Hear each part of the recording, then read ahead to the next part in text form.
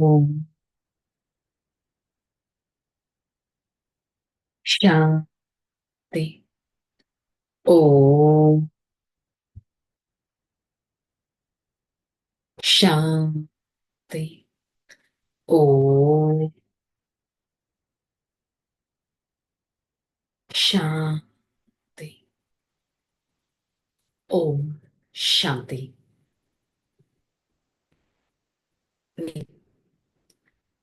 పురుషోత్తమ ఆత్మను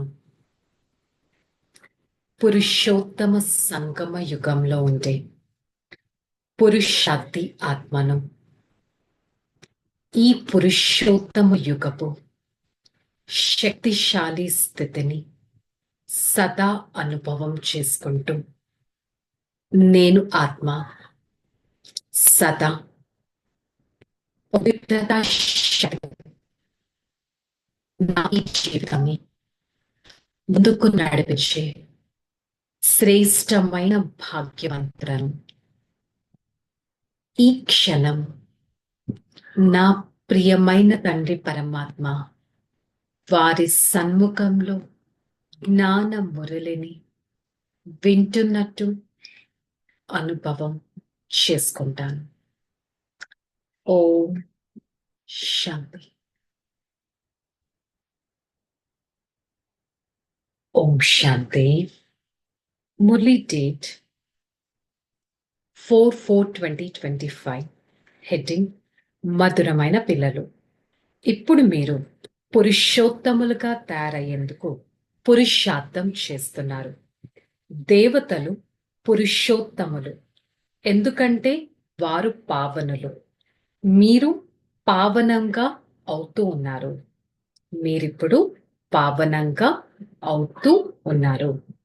సో నేను పురుషోత్తమ ఆత్మను, పురుషార్థి జీవితాన్ని నేను ఆత్మ అనుభవం చేసుకుంటున్నాను.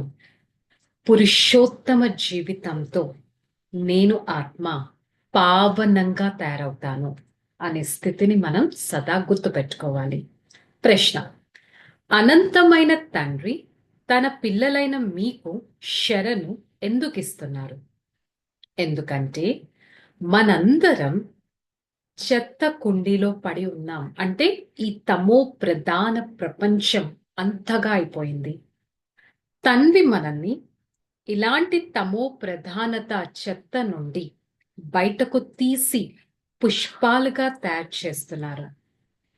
అసురీ గుణాలు కలవారైన దైవీ గుణాలు కలవారిగా తయారు చేస్తున్నారు. డ్రామా అనుసారంగా తండ్రి వచ్చి మనల్ని ఈ చెత్త నుండి బయటకి తీసి దత్తత తీసుకొని తన వారిగా చేసుకున్నారు. ఎంతటి అదృష్టవంతుని నేను అనేది గుర్తుపెట్టుకోవాలి. రాత్రిని పగలుగా చేయడానికి తండ్రి రావాల్సి ఉంటుంది. తండ్రి వచ్చారని ఇప్పుడు పిల్లలైన మీకు తెలుసు. ముందు మీరు శూద్ర వర్ణానికి చెందిన వారిగా ఉన్నారు. ఇప్పుడు మీరు బ్రాహ్మణ వర్ణానికి చెందిన వారిగా అయ్యారు.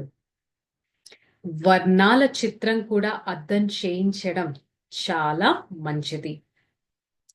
ఈ వర్ణాల చక్రంలో ఎలా తిరుగుతాము అనేది కూడా మీకు తెలుసు. ఇప్పుడు మనల్ని పరంపిత పరమాత్మ శూద్రుల నుంచి బ్రాహ్మణులుగా తయారు చేశారు. కల్పం కల్పం యొక్క సంగమ యుగంలోనే మనం బ్రాహ్మణులుగా అవుతాం. ఎంతటి అదృష్టం! కల్పం కల్పం యొక్క ఈ సంగమ యుగంలోనే మనం బ్రాహ్మణులుగా అవుతాం. మనమే పురుషోత్తమ దేవి దేవతలుగా తయారవుతున్నాం. పతితము నుంచి పావనంగా కూడా మనమే తయారవుతాం. ఈ విషయాలు తండ్రి కూర్చొని మనకు అర్థం చేయిస్తున్నారు. కనుక స్వయాన్ని ప్రశ్నించుకోవాలి. నేను ఎంతవరకు పావనంగా అవుతున్నాను? విద్యార్థులు కూడా చదువు కోసం ఎంతగా విచార సాగర మంతనం చేస్తారు కదా. మరి ఈ చదువు ద్వారా మేము ఏ విధంగా తయారవుతాం అనేది ఆ విద్యార్థికి తెలుసు. అలాగే ఇంతటి శ్రేష్టమైన చదువుతో నేను ఏ విధంగా తయారవుతాను? నేనొక అమూల్యమైన జీవితంలో ఉన్నాను. నేనొక ఈశ్వరీయ సంతానాన్ని అని సదా గుర్తుపెట్టుకోవాలి. నేను అమూల్యమైన జీవితాన్ని అనుభవించే ఈశ్వరీయ సంతానాన్ని. పరమాత్మ నన్ను పావనంగా తయారు చేస్తారు. పరమాత్మ నాకు మొత్తం 84 జన్మల చక్ర రహస్యాన్ని కూడా అర్థం చేయిస్తారు. దీని ద్వారా నేను చక్రవర్తిగా తయారవుతాను. సో ఇప్పుడు నేను ఇక్కడికి వచ్చాను రిఫ్రెష్ అవడానికి. నేను ఆత్మ బ్రహ్మ ద్వారా దత్తత తీసుకోబడిన బ్రాహ్మణ సాంప్రదాయానికి చెందిన వారిని. తండ్రి నన్ను స్వయం ఎలాంటి మురికిగా ఉన్న తమో ప్రధానతతో కూడిన అలాంటి ప్రపంచం నుంచి తీసి పుష్పాలుగా నన్ను తయారు చేస్తున్నారు. ఈ నశ సదా ఉండాలి. మీరు రావణుడి యొక్క పెద్ద చెత్త కుండీలో పడి ఉండేవారు. వాస్తవానికి మీరు శరణార్థులు కూడా. ఇప్పుడు మీరు అలాంటి చెత్త నుండి బయటపడి పుష్పాలుగా దేవతలుగా తయారు అవుతున్నారు. ఇది అతి పెద్ద చెత్త కుండి, అంటే ప్రపంచం అంత నెగిటివిటీతో నిండిపోయి ఉంది.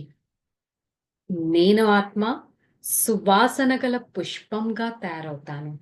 ఆత్మనైన నాకు ఈ అనంతమైన రాత్రి, అనంతమైన పగలు గురించి తెలుసు. ఈ యజ్ఞం ద్వారా నేను ఉన్నతంగా తయారవుతాను. బాబా కూడా రాజులు మొదలైన వారి బాగా పరిచయమును అనుభవజ్ఞుడు కదా. మరి రాజులు దాసీలు కూడా ఎంతో సుఖాన్ని అనుభవిస్తారు ఆ కొత్త ప్రపంచంలో. ఎంతటి సుఖం! రాజా రాణి ఏదైతే తింటారో దాసులకు కూడా అదే లభిస్తుంది. అలా బయట వారెవ్వరూ తినలేరు కదా. దాసీలలో కూడా మరి నెంబర్ వారీగా ఉన్నారు. కొంతమంది దాసీలు అలంకరించేవారు, కొంతమంది పిల్లల్ని సంభాళించేవారు, కొందరు ఊడ్చేవారు, కొందరు మిగతా పనులు చేసేవారు. ఇక్కడి రాజులకే ఇంతమంది దాసీలు ఉంటే మరి అక్కడ సత్యుగంలో ఆ రాజులకి ఇంకెంతమంది దాసీలు ఉంటారు. ప్రతి ఒక్కరూ వారి వారి బాధ్యత ఉంటుంది. వారు నివసించే స్థానం కూడా వేరుగా ఉంటుంది. వారేమి రాజా రాణుల వలె అలంకరింపబడి ఉండరు. దాసీలు సర్వెంట్ క్వార్టర్స్, సేవకుల గృహస్థిలో వారు ఉంటారు. వారు తప్పకుండా రాజభవనం లోపలికి వస్తారు, కానీ ఉండేది మాత్రం ఆ సర్వెంట్ క్వార్టర్స్ లోనే. కావున ఇక్కడ ఏంటి క్లారిటీ బాబా ఏం చెప్తున్నారు? బాగా అర్థం చేస్తున్నారు. నేను ఉన్నతంగా తయారవ్వాలి అని మీ పైన మీకే దయ ఉండాలి. మొత్తం పిక్చరైజేషన్ చేశారు. దాసీల కేటగిరీ చెప్పారు, వాళ్ళు ఎక్కడుంటారో చెప్పారు, వారు ఏ పని చేస్తారో చెప్పారు. సో మీరు రాజాగా అవుతారా, ఆ విధంగా అవుతారా అని మీ పైన మీరే దయ ఉంచుకోవాలి. ఆ తర్వాత మేము దేవతలుగా అవుతామని అంటారు. మరి అర్థం చేసుకోవాలి, అంతటి లక్షణాలు ఉన్నాయా మనలో? ఈ సంగమ యుగం చాలా కళ్యాణకారి యుగం. స్వయం పరమాత్మ మన బుద్ధి రూపి భండారాను ఎంతగానో నింపుతున్నారు. మరి నేను ఒక ఉన్నతమైన రాజాగా అవ్వాలి. ఈ జ్ఞాన మార్గంలో నడుస్తూ దివ్య గుణాలను ఎంతగానో అనుభవం చేసుకోవాలి అనే ఫోకస్ మన పైన మనం పెట్టడం ఎంతో అవసరం. ధారణ. దేవతలుగా అయ్యేందుకు చాలా రాయల్ సంస్కారాలను ధారణ చేయాలి. భోజన పానీయాలను చాలా శుద్ధంగా, సాధారణంగా ఉంచుకోవాలి. లోభంలోకి రాకూడదు. తమ కళ్యాణం చేసేందుకు దైవీ గుణాలను కూడా ధారణ చేయాలి. స్వయానికి స్వయం మంచి చేసుకోవాలంటే ఫస్ట్ స్వయంలో దివ్య గుణాలను నింపుకోవాలి. బాబా చెప్తున్నారు, మీ పైన మీరు అటెన్షన్ పెట్టుకుంటూ అందరితో చాలా ప్రేమగా నడుచుకోవాలి. మీకంటే సీనియర్లు ఎవరైతే ఉన్నారో వారి పట్ల తప్పకుండా గౌరవాన్ని ఉంచాలి. చాలా చాలా మధురంగా అవ్వాలి. అంతేకాని బాడీ కాన్షియస్నెస్, దేహాభిమానంలోకి ఎప్పుడూ రాకూడదు. వరదానం: గతించిపోయిన విషయాలను దయార్థ హృదయాలుగా ఇముడ్చుకొని శుభ చింతక భవ. అంటే ఒకవేళ ఎవరైనా బలహీనతలకు సంబంధించిన గతించిపోయిన విషయాలను ఎవరికైనా వినిపిస్తే ఏం చేయాలి? ఎవరన్నా మనకి నెగటివ్ వినిపించినా, ఒక పాస్ట్ వినిపించినా ఏం చేయాలి? శుభ భావనతో పక్కకు తప్పుకోండి. వ్యర్థ చింతన లేక బలహీనతకు సంబంధించిన విషయాల చర్చ పరస్పరం రాకూడదు. గతించిపోయిన విషయాలను దయార్థ హృదయులుగా అయి మీలో మీరు ఇముడ్చుకోండి. పాత సంస్కారాలకు వశమై ఎప్పుడు కూడా తప్పుగా మాట్లాడకూడదు. ఎవరైనా తప్పుగా మాట్లాడినా, చూసినా లేక విన్నా సరే అని దాన్ని వెంటనే చేంజ్ చేసేసేయండి. ఒకరి నుండి రెండో వారికి, రెండో వారి నుంచి మూడో వారికి, ఈ విధంగా మీరు ఆ విషయాన్ని వ్యాపింప చేయకండి. లేకపోతే అది ఒక పెద్ద మాలగా, నెగిటివ్ మాలగా తయారవుతుంది. అంటే ఏంటి? మన చుట్టూ ఏదైనా నెగటివిటీ నడుస్తున్నా మనం ఆ విషయం పైన శుభ భావన పెట్టడం ఎంతో అవసరం. స్లోగన్: సంతుష్ట మనులుగా అయినట్లయితే ప్రభు ప్రియులుగా, లోక ప్రియులుగా, స్వయం ప్రియులుగా అవుతారు. సంతుష్టులుగా అవ్వాలి అంటే ప్రభు ప్రియులుగా, స్వయం ప్రియులుగా, లోక ప్రియులుగా అవుతారు. మరి అంతటి నా లైఫ్ మీద నాకు అంతటి సంతుష్టత ఉందా అనేది స్వయం చెక్ చేసుకోవాలి. సో ఈరోజు మురళి యొక్క స్వమానం: నేను శుభ చింతక ఆత్మను. ఎలాంటి సిచ్యువేషన్ అయినా కూడా శుభ భావన పెడతాను, ప్రేమ భావన పెడతాను, విశ్వ కళ్యాణకారి భావన పెడతాను. ఆ విధంగా ప్రభు ప్రియ ఆత్మగా కూడా అవ్వగలను. ఓకే, చలో రిలాక్స్. ఓం శాంతి. నేను ఆత్మ సంతుష్టమని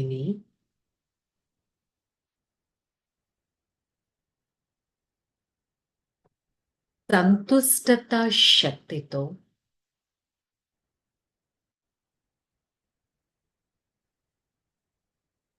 స్వయం యొక్క పురుషార్థి జీవితాన్ని ఎంతగానో ముందుకి నడిపిస్తాను. సంతుష్టత శక్తి నన్ను ఎంతో పరివర్తన చేస్తుంది. సంతుష్టత శక్తితో నేను ఆత్మ పరమాత్మ ప్రియంగా అవుతాను. ఒక్క క్షణం నా శక్తిశాలి స్థితిలో ఉంటూ ప్రభు ప్రియ స్థితిలో ఉంటూ ఈ జీవితాన్ని మార్చుకోవడానికి విశ్వ కళ్యాణార్థం, లోక కళ్యాణార్థం శుభ భావన, శుభ కామన పెడుతూ ఈ విశ్వంలోని ఆత్మలని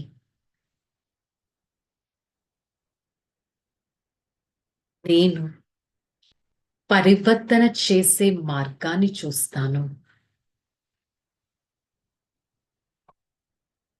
నేను జ్ఞాన యోగి ఆత్మను,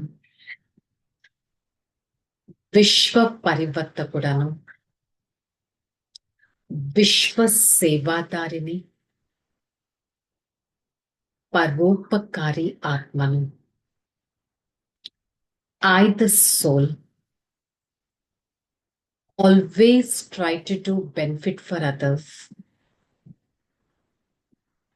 I am the one who is blessed by the Almighty.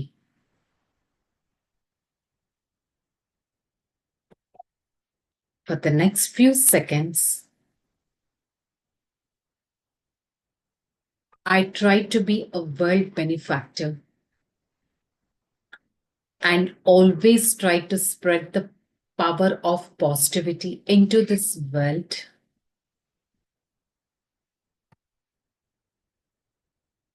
Such a positive vibrations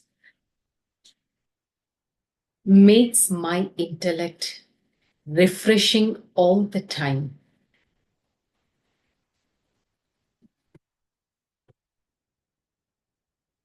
I, the soul, a blissful being, experience the unlimited power of the Supreme Father. With the God's power, I'm going to attain a highest inheritance. I belongs to the one Father. He is everything to me. He blessed me with the unlimited power. Hey Father, thank you so much for showing me the path of spirituality. I, the soul, a detached observer, and I experience the unlimited connection towards my Father. Om Shanti, Shanti, Shanti. I, the soul, experience the true connectivity with the Supreme Father. With the Father's connection, I obtain a powerful vibrations. With such powerful vibrations, I maintain a detached stage. Om Shanti.